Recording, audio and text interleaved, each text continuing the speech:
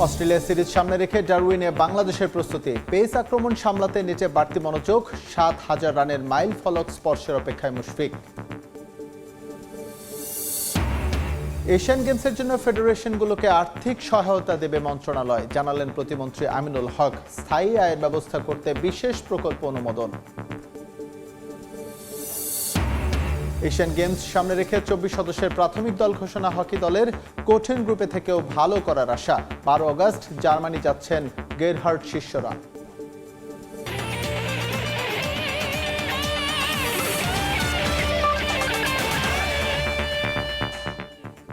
বিশ্বের নানা প্রান্তের খেলাধুলার খবর জানিয়ে দেব আমি এস এম ইকবাল। অস্ট্রেলিয়ার বিপক্ষে টেস্ট সিরিজের জন্য ডারউইনে প্রস্তুতি চালিয়ে যাচ্ছে বাংলাদেশ ক্রিকেট দল। শক্তিশালী পেস আক্রমণ সামলাতে নেটে বাড়তি মনোযোগ দিচ্ছেন ব্যাটাররা। ২১ বছরের ক্যারিয়ারে প্রথমবারের মতো অজিদের মাটিতে দ্বিপাক্ষিক সিরিজ খেলার অপেক্ষায় মুশফিকুর রহিম। এই সিরিজ দিয়েই দেশের প্রথম ব্যাটসম্যান হিসেবে টেস্টে ৭,০০০ রানের মাইল ফলক স্পর্শ করতে চান মিস্টার ডিপেন্ডেবল। এদিকে অনুশীলনে চোট পাওয়ায় প্রথম টেস্টে জস ইংলিশের খেলা নিয়ে তৈরি হয়েছে অনিশ্চয়তা। Mitchell Starc, Pat Cummins, Josh হ্যাজলউডরা গোলা ছুটছেন। অবিশ্বাস্য সুইং আর ডেডলি বাউন্সারে ব্যাটারদের কাঁপিয়ে দিচ্ছেন। অস্ট্রেলিয়ান কন্ডিশনে এই পেস ত্রয়ীর চেয়ে ভয়ঙ্কর আর কি আছে। ২৩ বছর পর অজিদের মাটিতে টেস্ট খেলতে যাওয়া বাংলাদেশ ক্রিকেট দলের সামনে তাই অগ্নি পরীক্ষা। কঠিন চ্যালেঞ্জ মাথায় নিয়েই ডারউইনে প্রস্তুতি সেরে নিচ্ছে সফররতরা। নাহিদ রানার গতিতে স্টার্ক, কামিন্স, হ্যাজলউডকে জবাব দেওয়ার স্বপ্ন ছিল টাইগারদের, কিন্তু 150 কিলোমিটার ম্যানের ইনজুরিতে সে আশা ভেস্তে গেছে। ইনজুরিতে আছেন শরীফুল ইসলামও। এই ট্যুরে বোলিংয়ে পূর্ণ শক্তির লাইন আপ পাচ্ছে না ফিল সিমন্সের দল। অ্যাওয়ে কন্ডিশনের পরিসংখ্যানে ব্যাটিং নিয়েও খুব আত্মবিশ্বাসী হওয়ার সুযোগ নেই। শক্তিমত্তা, কন্ডিশন, কম্বিনেশন সব মিলিয়ে দু দলের লড়াইটাকে অসম বললে ভুল হবে না। তবুও নিউজিল্যান্ডের বিপক্ষে মাউন্ট মঙ্গানুইয়ের ঐতিহাসিক জয়ের সুখস্মৃতি থেকে অনুপ্রেরণা খুঁজছে নাজমুল হোসেন শান্তর দল। দ্বিতীয় ধাপে অস্ট্রেলিয়ায় যাওয়া ক্রিকেটাররাও যোগ দিয়েছেন ক্যাম্পে।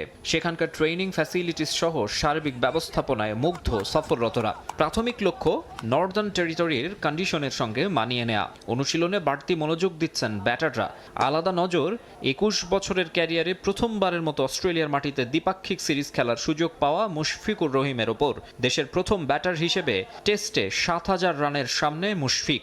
১৯৪ রান করতে পারলেই এই মাইলফলক স্পর্শ করবেন মিস্টার ডিপেন্ডেবল। ডারউইনে ১৩ আগস্ট প্রথম টেস্টে মাঠে নামবে দু দল। ম্যাকেইয়ে দ্বিতীয় ম্যাচ শুরু ২২ আগস্ট।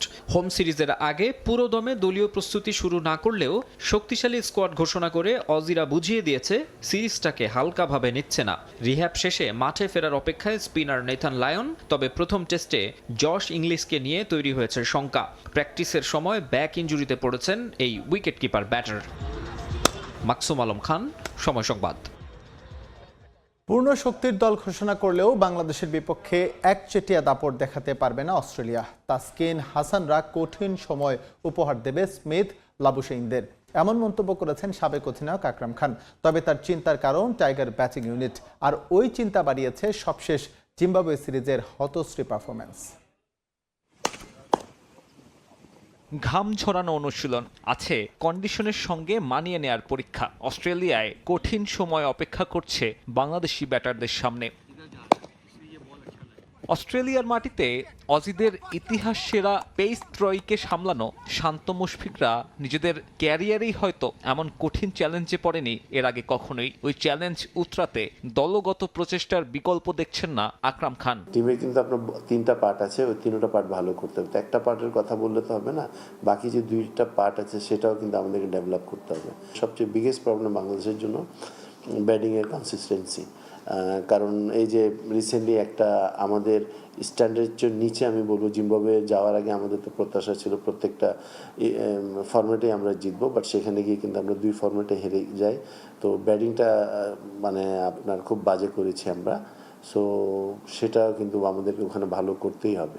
অস্ট্রেলিয়ার মাটিতে যে কোনো সফররত দলই আন্ডারডগ, এই ধ্রুব সত্য অস্বীকারের সুযোগ নেই। তবুও সিরিজটা যে একপেশে হবে এমনটা মানতে নারাজ সাবেক এই টাইগার অধিনায়ক। তার দাবি তাসকিন হাসান মাহমুদরা কঠিন সময় উপহার দেবে স্বাগতিক ব্যাটারদের। আগে যেরকম অস্ট্রেলিয়া একচেটিয়া আমাদের বলারদের এগেস্টে যেভাবে ডোমিনেট করে খেলতো, এখন হয়তো সেটা পারবে না, যেহেতু আমাদের কোয়ালিটি বলার আছে এবং সেটা কিন্তু রিসেন্টলি গত 3-4 বছর থেকে আমাদের বলাররা কিন্তু ভালো করছে এবং দেশের মাটিতেও ভালো করছে এবং বাইরেও কিন্তু ভালো করছে। সো সেটা আমি ধরে নিলাম আমাদের বোলিং দিক দিয়ে আমাদের স্ট্যান্ডার্ড অনেক বেড়েছে। সেনা কান্ট্রিতে কালে ভদ্রে টেস্ট খেলার সুযোগ পায় বাংলাদেশ। টেস্ট মর্যাদা প্রাপ্তির ২৬ বছরে তাই সেখানে খেলা ম্যাচের সংখ্যা মাত্র ২৫টা। আর সেসব ম্যাচে টাইগারদের জয়ের সংখ্যা মাউন্ট মঙ্গানুই এখন পর্যন্ত একমাত্র সুখস্মৃতি। পরিসংখ্যানের বাস্তবতায় অস্ট্রেলিয়া সফরে ভালো করার সম্ভাবনা একেবারেই ক্ষীণ। তবুও মঞ্চটা যে গুরুত্বপূর্ণ। ফলাফল যাই হোক, লড়াই করার সামর্থ্য প্রমাণে ভালো করার বিকল্প নেই নাজমুল হোসেন শান্তদের। আমাদের কিন্তু যে রিপুটেশন একটা আছে যে আমরা দেশের বাইরে ভালো খেলতে পারি না, সেটা হয়তো একটু ওদিক দিয়ে আমরা একটু পজিটিভলি আগাতে পারবো। সাব্বির মিথুন, সময় সংবাদ, ঢাকা। অস্ট্রেলিয়া ট্রু উইকেটে অতিরিক্ত শট খেলার প্রবণতা থেকে দূরে থাকতে পারলে ভালো করা সম্ভব ব্যাটারদের জন্য। অজি বোলারদের ফাঁদে পা দেয়া থেকে নিজেদের রক্ষা করতে শিখতে হবে বলেও মনে করেন সাবেক ক্রিকেটার হান্নান সরকার। এক্ষেত্রে দলের জুনিয়রদের জন্য মুশফিকের অভিজ্ঞতা এবং পরামর্শ হতে পারে আসল টোটকা। নিজের অভিজ্ঞতা থেকে বোলারদের জন্য পরামর্শ দিয়েছেন হান্নান। বলেছেন, মূল দায়িত্বটা পালন করতে হবে পেসারদেরই, তবে তার জন্য খুঁজে পেতে হবে সঠিক লেংথ। কালে ভদ্রে যা ঘটে না তা যখন হঠাৎ করে সামনে আসে তখন ভ্যাবাচ্যাকা খেয়ে যাওয়াটাই স্বাভাবিক। বাংলাদেশের জন্য অস্ট্রেলিয়া সিরিজটা এখন তেমনই এক পরিস্থিতি তৈরি করেছে। 23 বছর আগে হয়ে যাওয়া এক সিরিজকে এখন বারবার মনে করে শান্তদের জন্য জোগাতে হচ্ছে আত্মবিশ্বাসের টোটকা। আর তার জন্য সে সময়কার সেরা ব্যাটারের চেয়ে ভালো পরামর্শদাতা আর কে বা হতে পারে। হান্নান সরকার অনুজদের জন্য দেখালেন সফলতার পথ। প্রথাগতভাবে ড্রাইভ খেলতে পছন্দ করেন বাংলাদেশের ব্যাটাররা। উপরের দিকের প্রায় সবার মধ্যেই আছে শট খেলার প্রবণতা। কন্ডিশন বিবেচনায় যা একেবারে ভুল হবে বলে মনে করেন হান্নান। তার কথা, ভালো করতে হলে কমাতে হবে সে প্রবণতা, মারার চেয়ে ছাড়ার দিকেই বেশি মনোযোগী হতে বললেন টাইগারদের। ড্রাইভিং স্লটে যে বলগুলো আছে এগুলো একটু কনসার্ন থাকা খুব জরুরি। মানে নর্মালি এই ধরনের বাউন্সি উইকেটে ড্রাইভ খেলা অলওয়েজ একটু চ্যালেঞ্জিং, যেখানে মুভমেন্টও বেশি থাকে, পাশাপাশি এক্সট্রা বাউন্স। সাইড শটের প্রতি একটু নজর রাখলে ভালো। বল ছাড়ার অভ্যাসটা যার ভালো, সেইখানে সার্ভাইভ করার কাজটা খুব সহজ হবে। ব্যাটসম্যানরা যদি সেই লোভটা সামলাতে না পারি, তাহলে কিন্তু 1-2টা 4 মেরে শর্টস খেলে আউট হয়ে যাওয়ার ভয়টা ঘটনা করতে পারে। 23 বছর আগের ডারউইন এখন আর নেই আগের মতো। এক সময় কিছুটা এশিয়ান চলের উইকেট থাকলেও এখন সেটা বদলে গেছে। টপ এন্ড টি-20তে নির্বাচক হিসেবে ছিলেন হান্নান সরকার, তাই জানেন প্রতিপক্ষকে আটকাতে হলে এখানে মূল দায়িত্বটা নিতে হবে পেসারদেরকেই। তবে তার জন্য সঠিক লেন্থ খুঁজে নেওয়ার চ্যালেঞ্জের কথা মনে করিয়ে দিলেন তাসকিন এবাদতদের। এই কন্ডিশনে আমাদের যারা বোলিং করছে তারা কখনো খুব বেশি বল করেছে আমি বলবো না, লাইক এবাদত, খালেদ, তাসকিন যারাই আছে, ইভেন মুশফিকের কথা যদি বলি, পেস বোলারদের কথা স্পেশালি বলতে চাই, তারা আসলে এখানে হয় না যে এই ধরনের পেস কন্ডিশনে কিন্তু বোলিং করার আলাদা একটা এক্সপিরিয়েন্স লাগে। কোন লেন্থে করতে হবে, কোন লেন্থ থেকে কীভাবে ব্যাটসম্যানকে সেখানে বিট করতে হবে। সো ট্রেডিশনাল লেন্থ আর এই কন্ডিশনের লেন্থ কিন্তু একটু আলাদা হয়। সময়ের সেরা দলটাকেই বাংলাদেশের বিপক্ষে নির্বাচিত করেছে অস্ট্রেলিয়া, তাই ভালো করতে হলে নিজেদের সেরাটা দিতে হবে টাইগারদের। অজি ক্রিকেটারদের নিয়ে অতিরিক্ত না ভেবে নিজেদের শক্তির জায়গায় অবিচল থাকাটাই হবে বুদ্ধিমানের কাজ। ট্রাভিসেটকে আটকে রাখতে পারবেন না আপনি। সে যদি 30-40 করে ফেলে কুইক করে করুক, কিন্তু তারপরেও যদি তারা উইকেটটা আমরা নিয়ে নিতে পারি, সেই রানটা আর বড় করতে পারবে না। সো এই জন্য আমাদের নিশ্চিতভাবে একটা প্ল্যান থাকবে। সেই প্ল্যানটা এক্সিকিউশনের যে বিষয়টা, সেটাই বলছিলাম এক্সপিরিয়েন্স। স্পিন পর্যন্ত যাওয়ার আগেই যে পেস বলে রানটা করে ফেলবে, সেই পেস বোলিংয়ের আমার মনে হয় যে যারা রয়েছে তাসকিন সেখানে লিড করবে এক্সপিরিয়েন্সের জায়গা থেকে।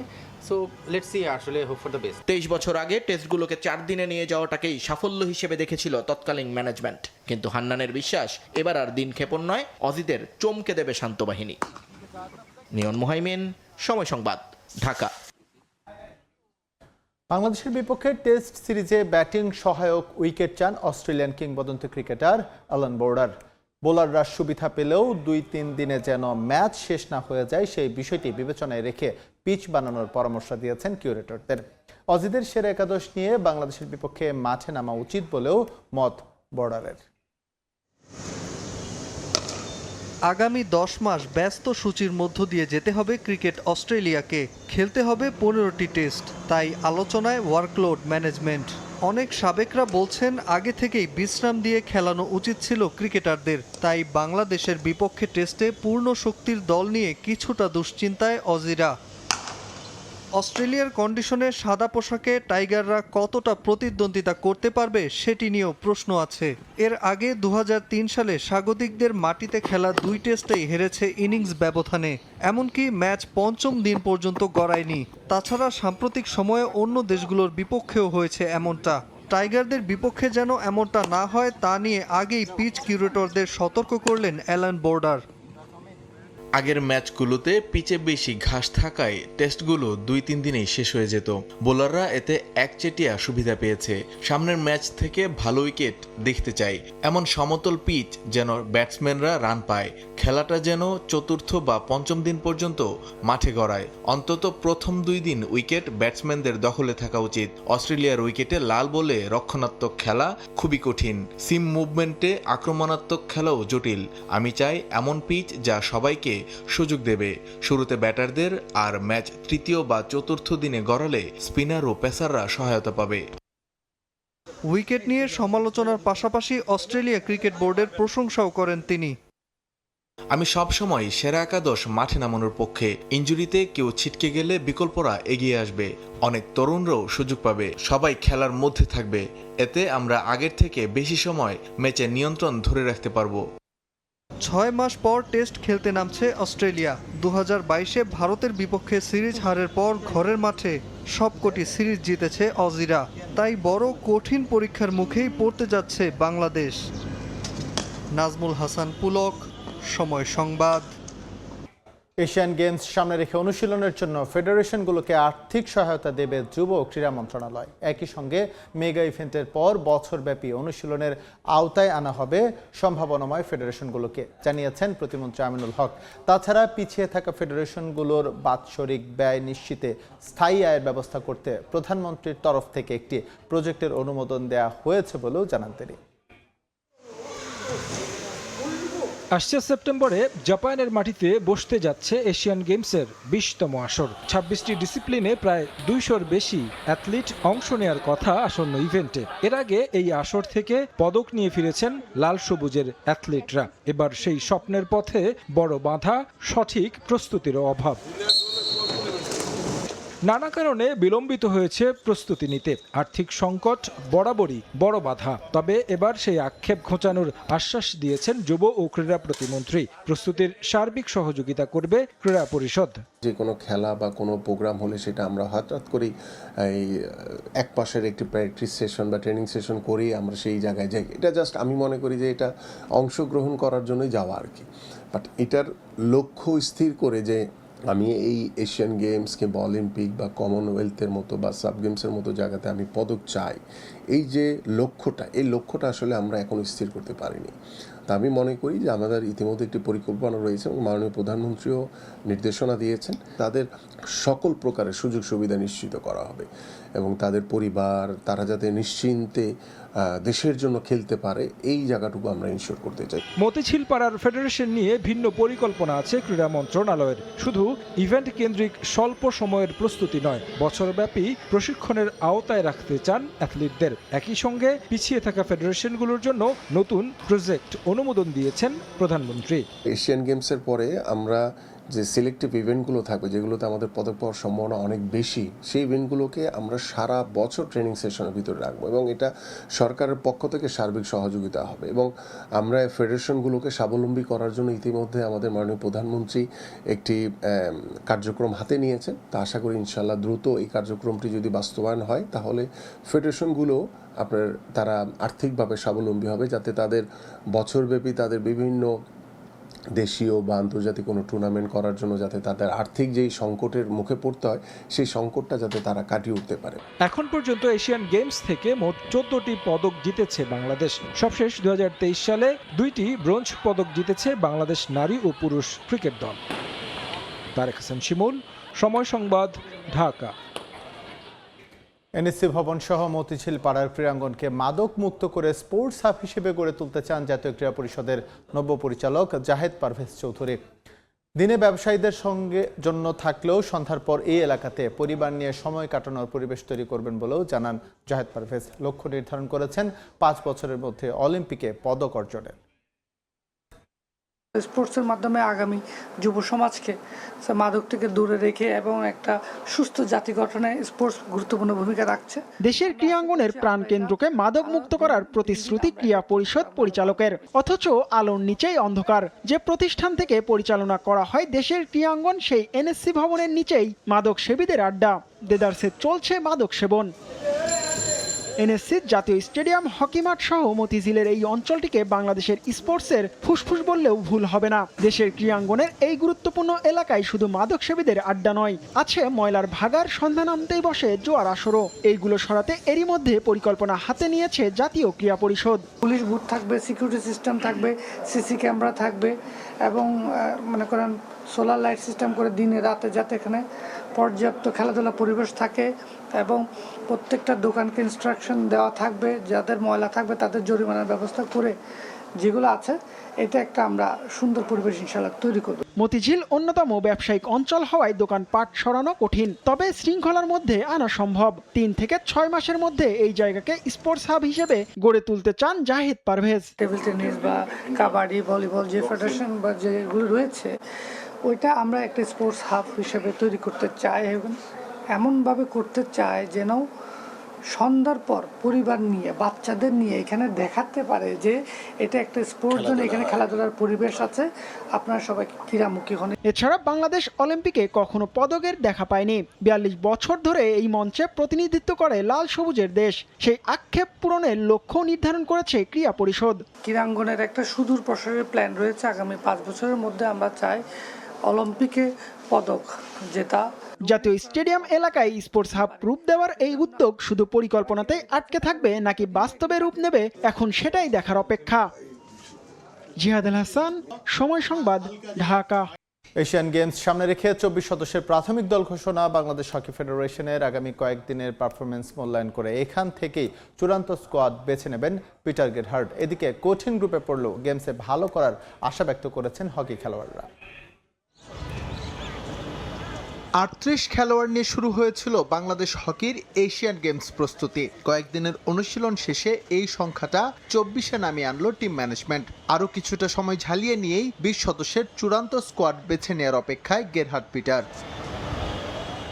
আইচি নাগোয়া গেমসে স্বাগতিক জাপান, ভারত, দক্ষিণ কোরিয়া, ইন্দোনেশিয়া ও শ্রীলঙ্কাকে সঙ্গে নিয়ে কঠিন গ্রুপে বাংলাদেশ, যেখান থেকে মাত্র 2টি দলেরই সুযোগ হবে সেমিফাইনালে। বাস্তবতার নিরিখে মিশনটা অসম্ভব হলেও আস্থা হারাচ্ছে না খেলোয়াড়রা। আমরা খুব আশাবাদী এবং প্রত্যেকবার যে আক্ষেপটা থাকে আমাদের প্র্যাকটিস ম্যাচ এবং ফরেন কোচ স্টাফ, এই আক্ষেপগুলো এবার আপাতত নাই। আমাদের আপনারা জানেন ফেডারেশন সব ব্যবস্থা করে দিয়েছে, তো আশা করি আমরা ভালো রেজাল্ট করতে পারবো। আমাদের একটা টিম দাঁড়া করাইতে ট্যাকটিক্সগুলো এবং টেকনিকগুলো নিয়ে মোটামুটি 15-20 দিন সময় লাগে, তো এখন আমরা সেগুলো নিয়ে কাজ করছি। আশা করি 15-20 দিনের মধ্যে আমরা একটা ব্যালেন্স টিম হয়ে দাঁড়াতে পারবো।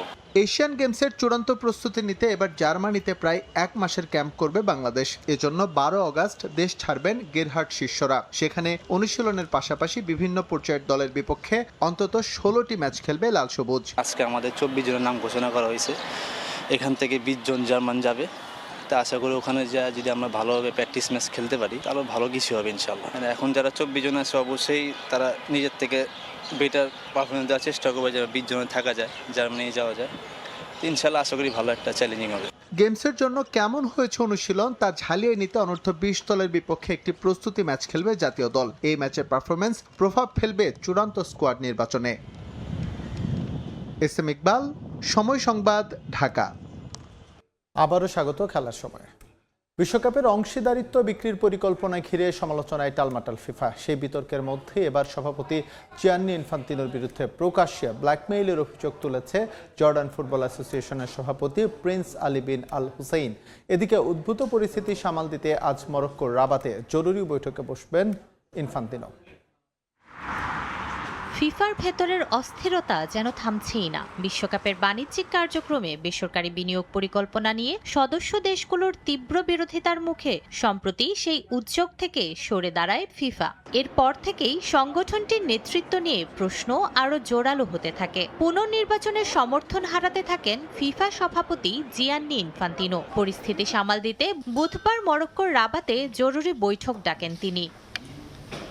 এরই মধ্যে নতুন বিতর্কের জন্ম দিলেন জর্ডান ফুটবল অ্যাসোসিয়েশনের সভাপতি প্রিন্স আলী বিন আল হুসেইন। সামাজিক যোগাযোগ মাধ্যম এক্সে দেয়া এক পোস্টে তিনি দাবি করেন, বিশ্বকাপ চলাকালে ফিফার পক্ষ থেকে মৌখিকভাবে জানানো হয়েছিল জিয়ান্নি ইনফান্তিনোকে সমর্থন করলে জর্ডান ফুটবলের বিভিন্ন সমস্যা সমাধানে সহযোগিতা করা হবে। প্রিন্স আলীর ভাষায় এটি ছিল ব্ল্যাকমেইল। এ বিষয়ে স্পষ্ট ভাষায় তিনি জানিয়ে দেন, ইনফান্তিনোকে জর্ডান সমর্থন করবে না। জর্ডান নৈতিক মূল্যবোধে বিশ্বাস করে, তাই এমন চাপের কাছে তারা নতি স্বীকার করবে না এবং ইনফান্তিনোকে সমর্থনও দিবে না। এছাড়াও প্রিন্স আলী আরও কিছু বিষয়ে অভিযোগের তীর ছুড়ে দেন। বিশ্বকাপে অংশ নিতে গিয়ে জর্ডান একের পর এক সমস্যার মুখে পড়েছে। অনেক সমর্থক ভিসা পাননি, টিকিটের দাম ছিল চড়া, যুক্তরাষ্ট্রে অবস্থান করায় বিশ্বকাপে অংশগ্রহণের অর্থের উপর কর দিতে হয়েছে বলেও অভিযোগ করেন তিনি। তার দাবি, কানাডা বা মেক্সিকোতে ক্যাম্প করা দলগুলোর ক্ষেত্রে এমনটা ঘটেনি। এমনকি 2025 সালের আরব কাপের রানার্স আপ হওয়ার পরও এখনো পুরস্কারের অর্থ পায়নি জর্ডান, এমন দাবিও করেন তিনি। ফিফার ভেতরের বিরোধ এখন আর শুধু নীতিগত মতপার্থক্যে সীমাবদ্ধ নয়। সদস্য দেশের এক ফুটবল প্রধানের মুখে সরাসরি ব্ল্যাকমেইলের অভিযোগ বিশ্ব ফুটবলে নতুন বিতর্কের জন্ম দিয়েছে। এখন দেখার বিষয় ফিফা এই অভিযোগের জবাব দেয় কিনা। বিশ্ব ফুটবলের এই সংকট সহসায় কাটবে বলে মনে হচ্ছে না। নূরে জান্নাত, সময় সংবাদ। জাতীয় ক্রীড়া পরিষদের নতুন পরিচালক জাহেদ পারভেজ চৌধুরীকে সংবর্ধনা দিয়েছে বাংলাদেশ টেবিল টেনিস ফেডারেশন। মাঠের মানুষ ক্রীড়াঙ্গনের দায়িত্ব নেয় উচ্ছ্বসিত টিটি ফেডারেশনের কর্তারা। এ সময় ফেডারেশনের পক্ষ থেকে টেবিল টেনিসের উন্নয়নে বিভিন্ন দাবি ও পরিকল্পনা তুলে ধরা হয়।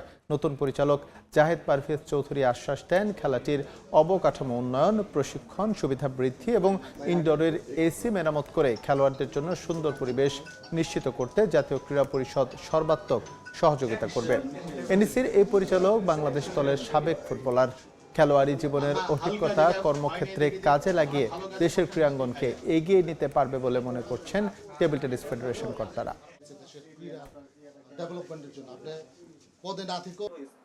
আমাদের এই যে এখন টেবিল টেনিস ভালো করছে, শুটিং, আর্চারি, সব ফুটবল অলরেডি ভালো করছে, ক্রিকেট অলরেডি ভালো অবস্থায় আছে। সো আমরা বিশেষভাবে আমরা ফেডারেশনগুলোকে বিভিন্ন ক্যাটাগরিতে নিয়ে আসতে চাই। তাহলে হবে কি, যেমন ক্যাটাগরি এ বি সি বা করে আমরা আনতে চাই, যাতে করে তাদের নিজেদের মধ্যে একটা ইন্টারনাল কম্পিটিশন থাকবে। সুস্থ 20 তলা ভবন হয়, এই বিষয়টা আমার ওনার কাছে মানে আমাদের পক্ষ থেকে আন্তরিক অনুরোধ যে তাইলে আমাদের আর অন্য কোনো কাছে যাইতে হবে না, কোনো ভেন্যুতে যেতে হবে, এবং আমরা এখানে ইনশাল্লাহ নিশ্চিন্ত মনে ইন্টারন্যাশনাল করতে পারবো। চ্যালেঞ্জ থাকবে, ওভারকাম করাটা সবচেয়ে বড় জিনিস। এবং আমার বিশ্বাস যে উনি যেহেতু ক্রীড়াঙ্গনের লোক, খেলাধুলার লোক, এতদিন আমার বিশ্বাস আমাদের মন্ত্রী মহোদয় যে উনি ক্রীড়াঙ্গনের, আমাদের পরিচালক উনি ক্রীড়াঙ্গনের, আর আমাদের মাননীয় প্রধানমন্ত্রী তো ক্রীড়া বান্ধব। খেলার সময় শীর্ষ সংবাদগুলো জানিয়ে দিচ্ছে আরেকবার। অস্ট্রেলিয়া সিরিজ সামনে রেখে জার্মানিতে বাংলাদেশের প্রস্তুতি। পেস আক্রমণ সামলাতে নেটে বাড়তি মনোযোগ, 7,000 রানের মাইল ফলক স্পর্শের অপেক্ষায় মুশফিক। এশিয়ান গেমসের জন্য ফেডারেশনগুলোকে আর্থিক সহায়তা দেবে মন্ত্রণালয়, জানালেন প্রতিমন্ত্রী আমিনুল হক। স্থায়ী আয়ের ব্যবস্থা করতে বিশেষ প্রকল্প অনুমোদন।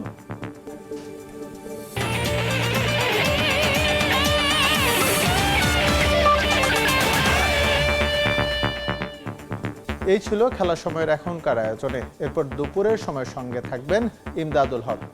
ইকবাল, আপনাকে ধন্যবাদ। দুপুরের সময় নিয়ে আসছি কিছুক্ষণ পর, সঙ্গে থাকুন সময়।